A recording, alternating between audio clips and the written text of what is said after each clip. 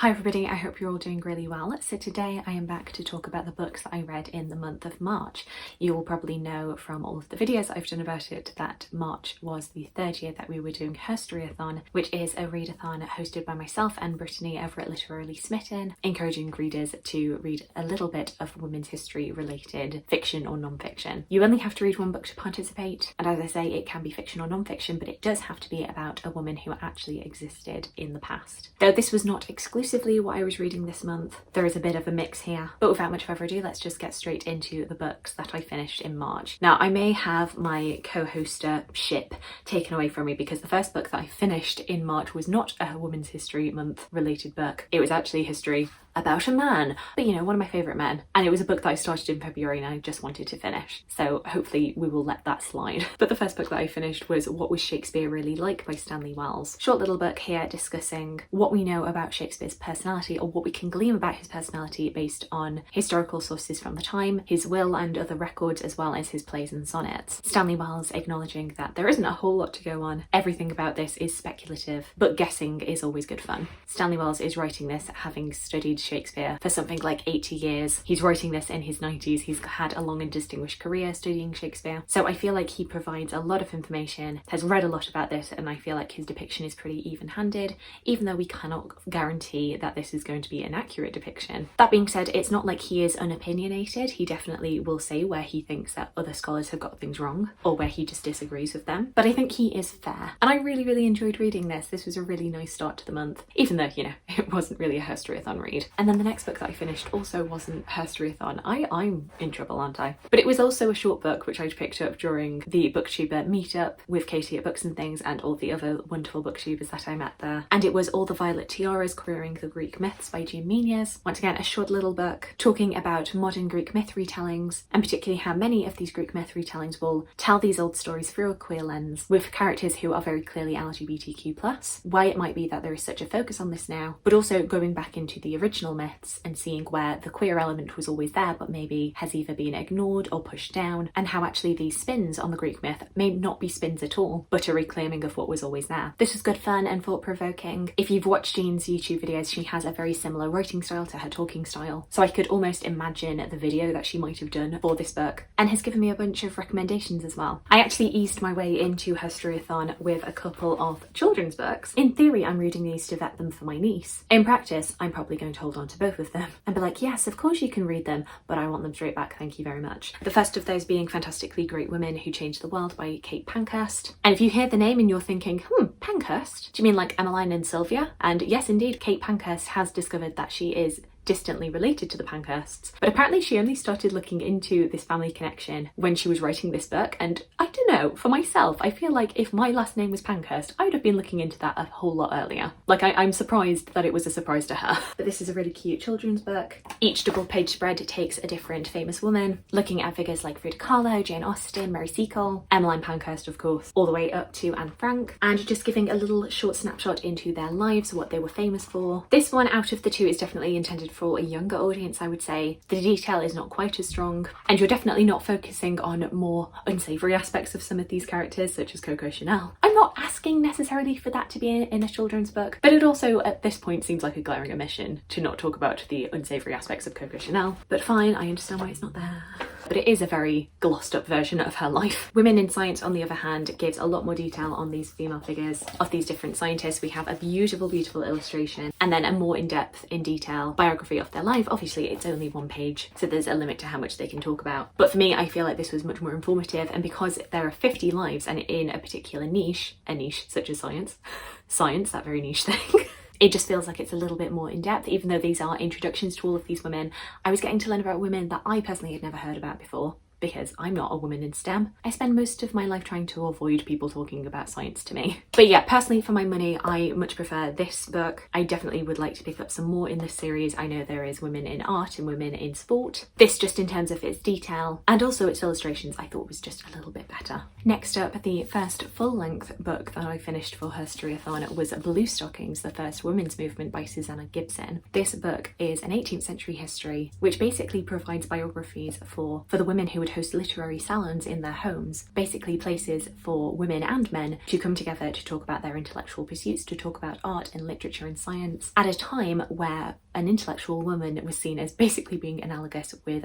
being a monster. The idea being that you could not be feminine and intellectual, and these women were really trying to subvert that and stop this perception, demonstrating that you can be a wife and mother as well as being an intellectual. In this, we are seeing figures such as Elizabeth Montagu, who is really the figurehead of this movement, Hester Frail, Catherine Macaulay, Anne Yearsley, Fanny Burney, who you may know as the author of Evelina. Bluestockings was actually a term that they had created. It was actually a joke originally at the expense of a man, but ended up cottoning on and just something that they used to describe themselves. But then in the intervening years, once this movement died down, it became a pejorative, something to mock intellectual women with, to basically bash them with. And I really, really enjoyed reading this. I think it gave a really balanced portrayal of these women who in many ways were being revolutionary, but were also very flawed, especially because there was such an emphasis within the Bluestockings of wanting to be seen as being respectable, because as I say, the idea at the time was that an intellectual woman was not respectable. And so within the small community of women, they had to therefore be very rigorous and strict in condemning any acts that were seen as being transgressive to social respectability of the 18th century. You see this in figures such as Hester Frail or Catherine Macaulay, who end up being ostracised from the Bluestockings upon getting into second marriages that are seen as not being respectable, particularly if it is outside of their class bracket. And as I say, class is also very much an issue, as seen in the treatment of Anne Yearsley, who was a poet, this working class poet who was discovered by Hannah More. But then when the topic of money came into the equation, Hannah More ended up dropping Anne Yearsley and really bad-mouthing her, basically treating her like she was some upstart who was ungrateful for her patronage. All the way up to Catherine Macaulay, who in her writing is very anti-slavery, but the second that she goes to the US and actually visits Mount Vernon, George Washington's plantation, she is uncharacteristically quiet about the slavery going on there. In theory, these women have these strong political convictions, but when actually confronted with the reality of what they're talking about, they become quiet because they don't want to rock the boat. I think it was really good of Suzannah Lipscomb to have that balanced perspective and show where they are falling short. The book focuses on each of the Bluestockings individually, which means that you can kind of muddle the timelines a little bit in your mind, though it does allow you like a deep focus in each chapter on each of these women. These women were obviously a massive inspiration to the intellectual women who would come after them. Most notably within this book, you see their influence on Mary Wollstonecraft, and you can see how they would pave the way for authors like Jane Austen, Mary Shelley. Later on, Virginia Woolf was influenced by them, and yet it has taken until now for us to have a really good popular history on them. These are definitely flawed women, but important women, and I'm really, really glad that we have a book like this. I would definitely recommend. The next book that I finished was Normal Women, 900 Years of Making History by Philippa Gregory, which aims to riddle out the lives of the ordinary women, going from 1066 up to present day, expectations put on women, marriage and women, women and work, legal restrictions and opportunities for women. And yeah, this was a really, really interesting history. Though it is so big and covers so much history, because of that, it has to be a whistle-stop tour. We get a few case studies in here, but really Philippa Gregory does have to kind of talk about this subject with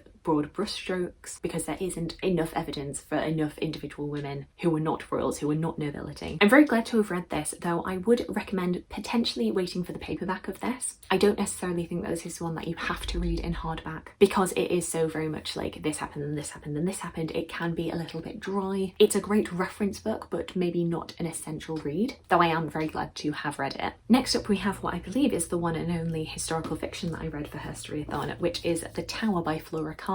This is looking at a year in the life of Mary Queen of Scots, the year that she escaped to Lochleven Castle following the death of her second husband, Lord Darnley, and the fallout of her very unpopular marriage to Lord Bothwell, her forced abdication by the Scottish nobles, and the deteriorating treatment of her in basically captivity. This looks at Mary's perspective, but also mainly through the perspective of her ladies-in-waiting, the women who were serving her. The main focus being on the lower class Jane Kennedy, who would be serving her at Lochleven Castle and would be the only one of the 4 women who were serving her who would also be with her at her death, as well as Mary Seton, one of the 4 Marys, and one of her French kinswomen, Marie, who is known as Cuckoo. We're looking not only at their relationship to Mary Queen of Scots, the awe that they feel around her, but also how their relationships develop under the strain and the stress of being under imprisonment and having your movements carefully monitored and restricted. This was very vivid, very stifling, very atmospheric. You could feel the tension, you could feel the sense of dread and of horror of the unease of not knowing what was going to happen next, even though, you know, as a reader you do know what's going to come. You can feel the desperation. I think Flora Carr really depicts the mental state of these 4 women really well. The competitiveness between the women for Mary's affection, the intensity of these relationships in the times of stress. I feel like I enjoyed this a lot more to think about than I did actually reading it. There were moments where I did find it a little bit slow, but that is kind of intentional because of course they are imprisoned. There's not a whole lot plot-wise that can be going on. I think maybe also factoring into my experience of this book is the fact that it's not told in a linear narrative. We are going back and forth. We are getting flashbacks to before she was imprisoned, but also the imprisonment timeline is not done in a completely linear narrative, which means that it can get a little bit jarring, which I do think is intentional. You know, you are meant to be feeling as uncomfortable as Mary and her women are, but as a reading experience the first time around can be a bit like, ooh.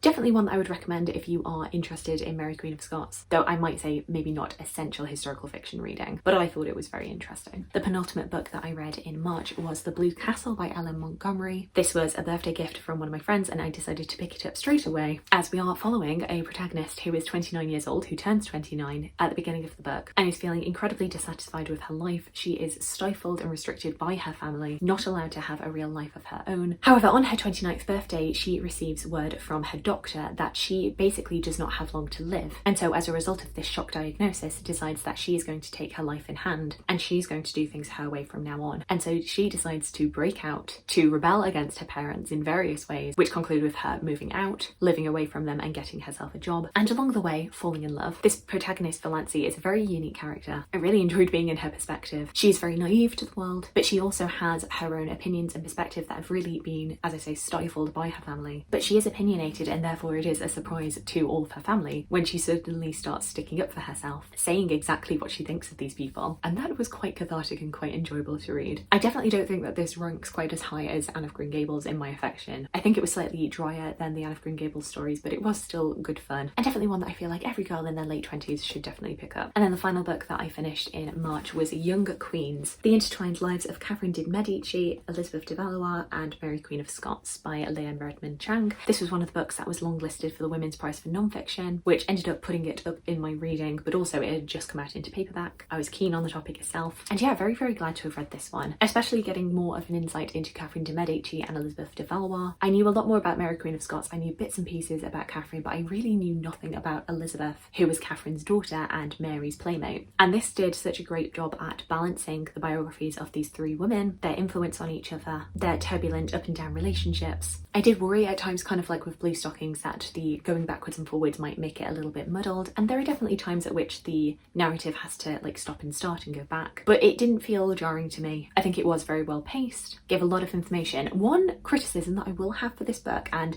you know, I am not a scholar when it comes to Mary Queen of Scots. As I say, she is the figure out of the 3 that I know the most about, but I'm not an expert by any means. I've not read a full-length biography on her. But in this book, multiple times, Leah Redmond Chang will refer to Mary Queen of Scots as having been queen from 9 days old. She doesn't provide a footnote to this, so I can't see where she's getting this information from, but I am pretty sure that Mary Queen of Scots became queen at 6 days old, not 9.